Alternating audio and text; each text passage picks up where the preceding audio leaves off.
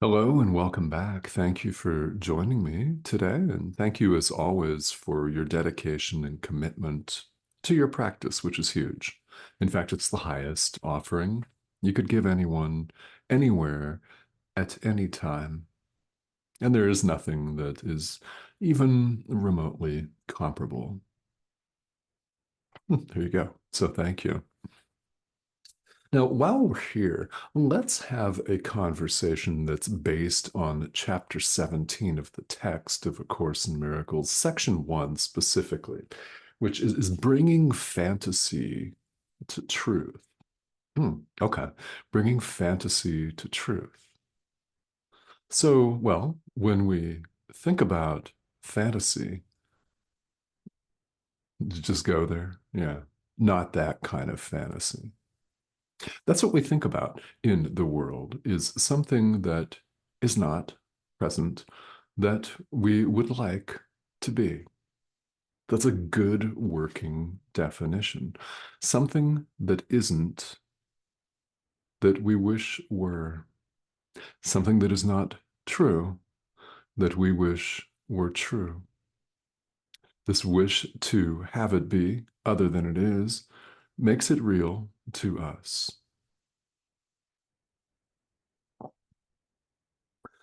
So for our teaching and learning purposes, we're invited here to delve deeper into the distinction that Jesus draws for us here between fantasy on the one hand and truth on the other. So, fantasy, what we wish were true, but is not, for starters, and truth. Yeah. Again, not that kind of fantasy, guys. But that's included in all of these definitions, isn't it? Something that is not our experience, something that is not that we wish were fantasy, something that is not true that we wish were true. And this wish, let's not underestimate the sheer power of that wish, which is very, very interesting because as much as we've messed ourselves up, therein, in the messing ourselves up, in the confounding ourselves and suffering and confusion, actually lies our power. See, because we made this mess, and having made it, we can choose to set it aside. In other words, we can unmake it.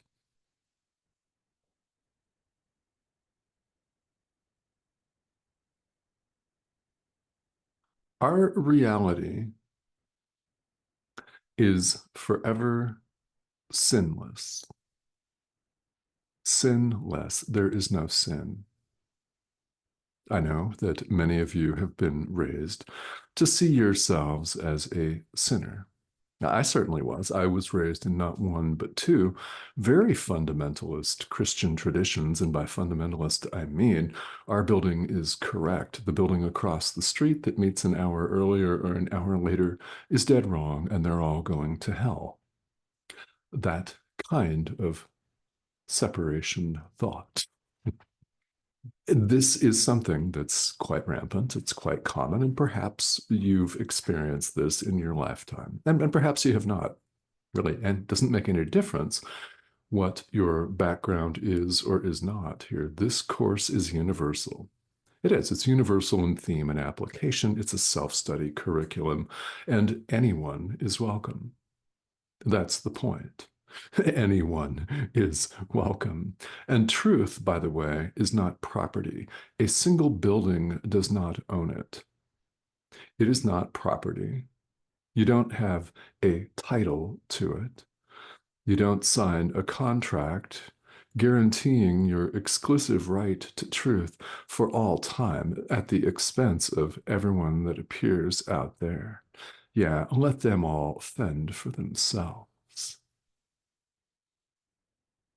If you ever sat through a sermon, as I did, a lot of them, lots of them, or a lecture, or any kind of a speech or a social media tirade that attempted to convince you that you're a miserable sinner and it didn't go down, well, good.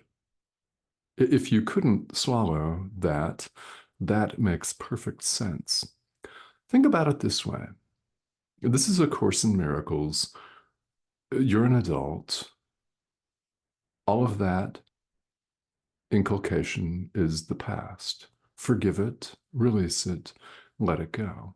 There is no sin.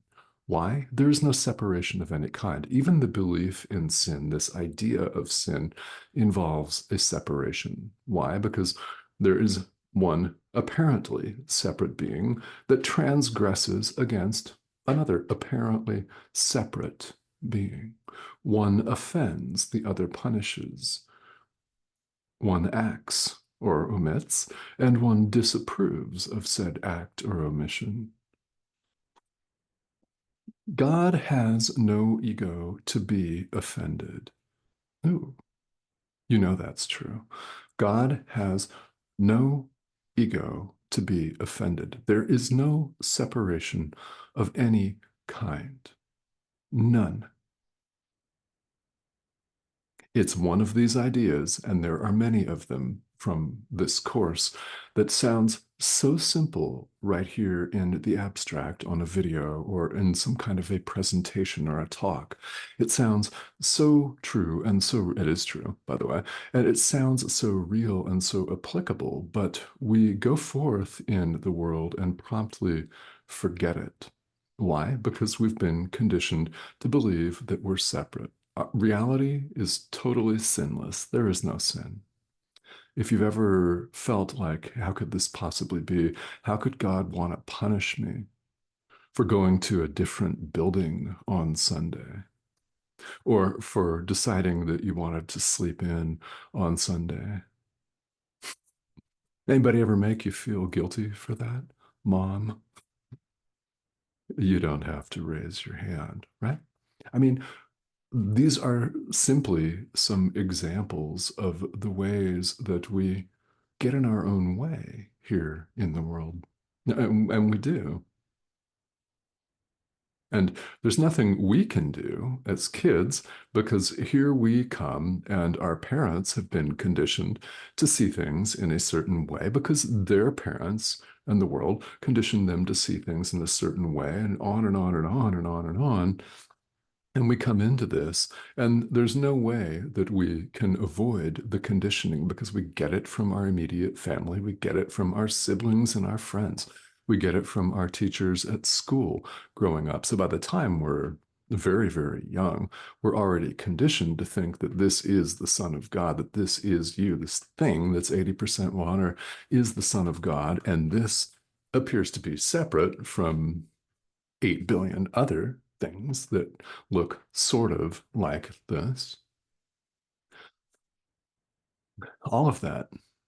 And our societies, no matter where you're from in the world, our societies reinforce that message, and it continues to go on and on. Our political systems reinforce it. Our business systems and economic systems posit us as individual self-sustaining survival units of economic consumption and competition, in rapt competition with our brother who's going to get our stuff. So we better act first. Strike, strike, preemptive. Just saying. It's where we appear to find ourselves.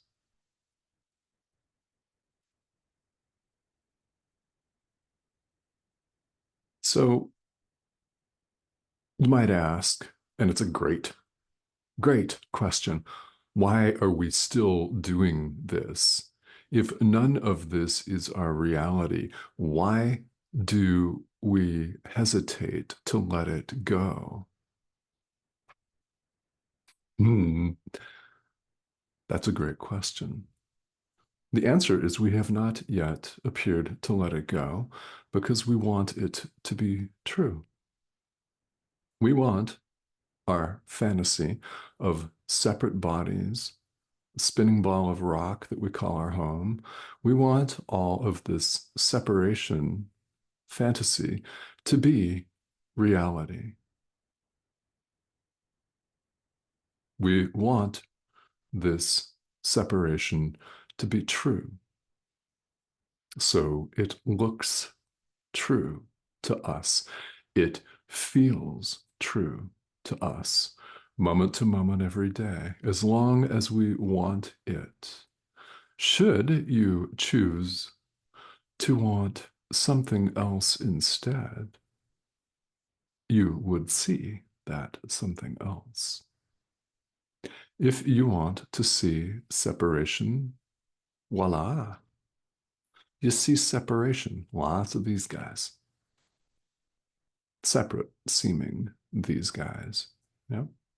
If you want to see the peace of God, what do you then see? Yeah.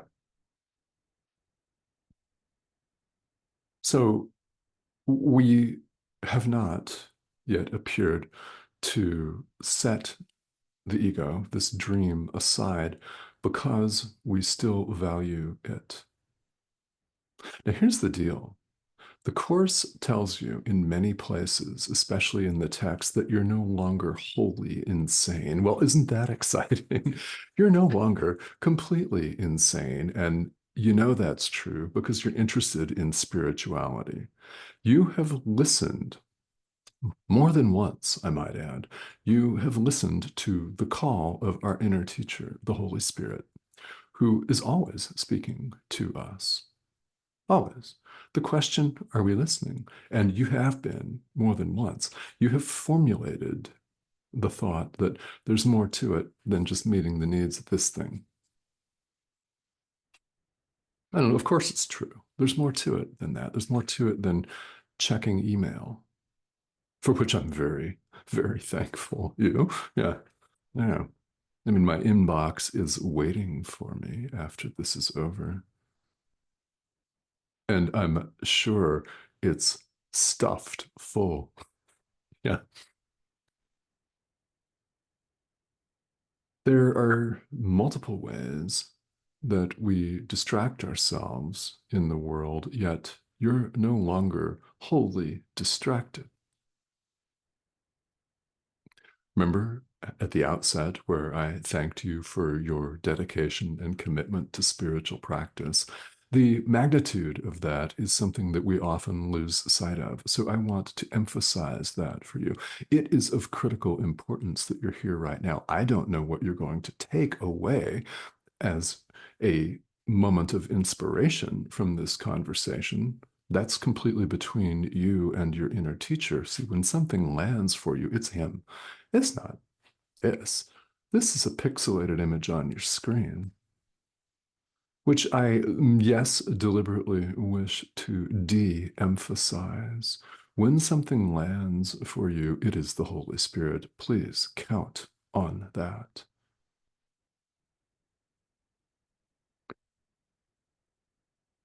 What we do here when we appear to be stuck, and when we do appear to be stuck, spinning around in this conundrum, this wheel of suffering, which, by the way, if you studied Buddhism, samsara, wheel in Sanskrit, yeah, the cycle of a cyclic existence. Yeah, one apparent lifetime after another, one dream lifetime after another, spin and spin. And if you don't go in for that, think of this lifetime and all of the spinning that we've been doing, right? What's going on is we still harbor these shreds of fantasy, and we want sheer illusion to be true. We attempt to give truth to our illusions. It's an illusion. We want to bring truth to illusions. We want to make them true, and we want to do it so badly that we kill this thing, which happens in the end, doesn't it? in order to prove our own fallibility and our littleness. Well, you don't have to do that anymore. You can choose right now to put that to a stop for all time. I'll invite you to do that again. And if it's not me, it's going to be somebody else. You can't go back. It's not worthy of you to go back. You know that's true. So, how do we keep going? Well, we do something that we're extraordinarily hesitant to do. When you really think about it, let's just call it like it is. Tell it exactly like it is. We fear to do what we really must do. Give over our entire experience to our inner teacher. We want to make our illusions true. We attempt all of the time to bring truth to our illusions. We should be doing the exact opposite. Bring your illusions to truth. Bring them all to truth, to the light of truth, which will shine all of them away. We do the exact opposite of what we've been attempting unsuccessfully to do. You may have a lot of money. You may have a great relationship in the world. You may have fabulous social status and lots of cool, sexy, hot toys, cars and boats, you know, fabulous bottles of wine. I don't know, whatever. Nothing in this world is the peace of God. We may get glimpses here and there. There is no world. Mhm. You'll have heard that before if you've tuned into some of these videos. This is, in fact, the central teaching of A Course in Miracles. So if there is no world and you're not a body, which of course you're not, where are you? You're at home in God, where you've always been. Bring all of the illusions to truth. Bring them all to the Holy Spirit and give them to your inner teacher. He'll do the rest. You simply have to be willing to bring them. That's what we do. We bring our illusions to truth. We have to be willing to give all of our stuff over to the Holy Spirit. And the more you do, well, if you've been doing it, you'll know. You see things vastly differently. Ready? Good.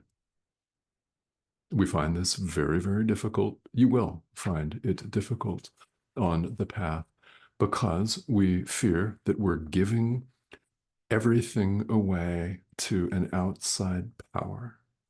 We are fearful to give over our entire experience to the Holy Spirit because we fear we're giving it away to an outside agent, and we want to keep these little pockets of hatred for ourselves. We want to love on 99.9% of the people in this world, yet reserve that special disdain for a few. You know you can't do that and awaken.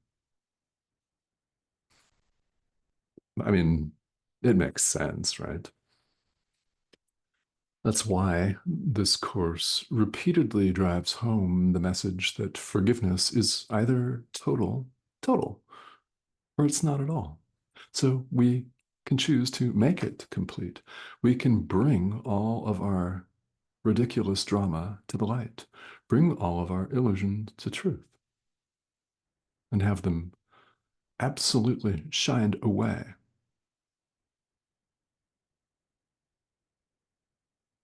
Ready? The Holy Spirit is not outside you. And by the way, call this whatever you want. The Holy Spirit is part of our mind. You may call it by multiple names. what's a name? It's actually a label. Reverend Tomas Garza, what's that? Actually, it's nothing at all. It's a collection of sounds. All names are simply labels. Your inner teacher is inner. I emphasize inner deliberately. The Holy Spirit is part of our mind who will show us, who will guide us, should we choose to let him. It's not a person, it's part of our mind.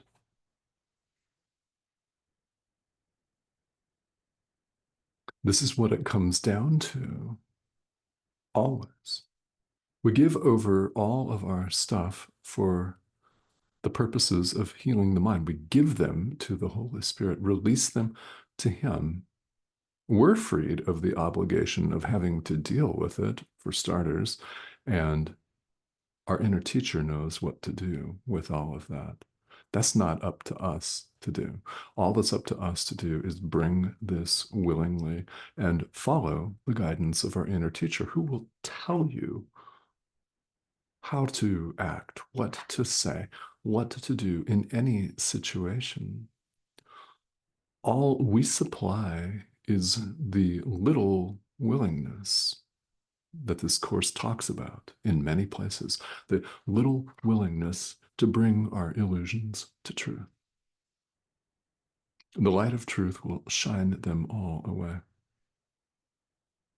That's what we do, moment to moment. All of the terror that you may feel, all of the resistance, the disdain, you may hate this thing, it's nothing. When we lash out at somebody, we're lashing out at ourselves. I mean, we deep down all know that that's true. It's true because there is no separation of any kind. Wherever you go, you meet yourself.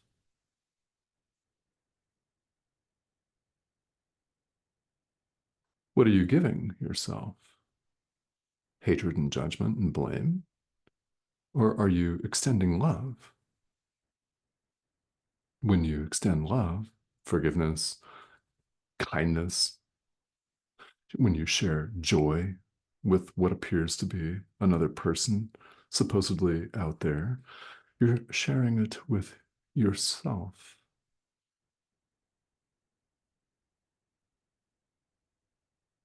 It's how this works. Now, do we have to attenuate our mind to this very different thought system? Yeah, that's what these videos are for. That's what your moment to moment practice is for. See, because no matter how much we would all love, and I mean, we've all had the thought of, God, can't Jesus just wave a magic wand or give me an Obi-Wan Kenobi Jedi mind trick, be Yoda, and make me enlightened? I mean, Holy Spirit, can't you do that? Come on, man. I've been waiting long enough. Come on, make me enlightened. Yeah, no, doesn't work that way. It doesn't work that way. And let's all be glad that it doesn't work that way. We have to prove the truth of these teachings to ourselves. Spirituality is all about practical application. So we're the ones that put these ideas into practice every moment of every day, as often as we remember to do so. We do this and we learn best. And this makes total sense that we would learn best this way. It's not the best way to learn to have a talking head tell you what is. You've got to put it into practice, that we all do. It is our practical application where we really, truly learn. Why? Our experience shows us, proves to us, demonstrates to us. Our experience demonstrates that these ideas are true. So we live the truth of this course viscerally and experientially through our own practical application. That's powerful. Yes, it's important to tune into videos such as this. Subscription arrow, by the way, if you haven't joined us. I'm not going to resist that, right? it's important to pay attention and to read and to tune in to conversations like this to get clarification of certain points and ideally to get some inspiration to put them into practice, which is what I hope out of every single video is that you're somehow inspired to practice. That would be very good indeed. I mean, that's really my hope. We've got to put them into practice. And eventually, we realize that there's no getting around it. Someone's not just going to wave a magic wand and make you enlightened. You could attend some kind of a ceremony or something like that and come away feeling very, very good, but there's going to be something that you're going to need to forgive, probably immediately when you leave the parking lot and someone cuts you off on the freeway on the road home and you're tempted to throw them the middle finger. That's only one example. The point is, spirituality is all about practical application. And this is a self study curriculum. So, what do you get out of it? What you put in. We have no problem saying that in the business world, do we? Right? We have no problem saying that about our own intimate relationships. The same applies here.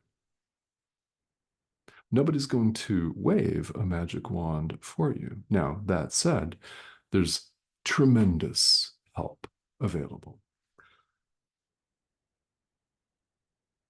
starting with your inner teacher. And there is also help available in what appears to be this wild spinning ball of rock, the world. There are conversations like this one. There are pixelated images on your screen like this that are willing to help and serve as a guide for you. So, should you have any questions at all about any of this material or spirituality in general, that is perfectly, perfectly legit and understandable. It is. This should raise questions. Spirituality is a process of deep self inquiry, after all. So, to the extent that you have questions, please feel free, feel welcome to ask them here. And again, if you have not subscribed, we'd love to have you join us. That's the prompt in the corner of the screen. Go ahead and click that. You'll be prompted to join us. Several videos appear each week. Thank you to all of you who have subscribed and joined us here recently. So again, I can't stress enough that questions are most welcome. So please ask them if you have them. And I will talk to all of you again very soon.